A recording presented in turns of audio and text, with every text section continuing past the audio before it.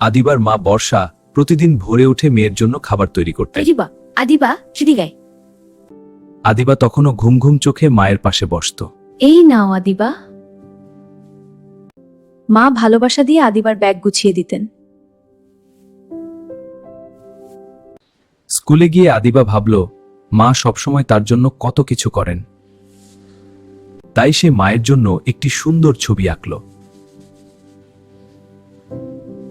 School থেকে ফিরে সে মায়ের জন্য ছোট একটি চোখ নিয়ে এলো। মা, আমার এই চিঠি। এটা খুব সুন্দর।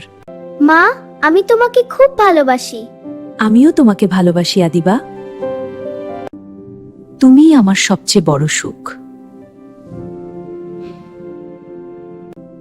তাদের ভালোবাসা আরো গভীর হয়ে উঠল। মায়ের ভালোবাসা পৃথিবীর সবচেয়ে নিঃস্বার্থ ভালোবাসা।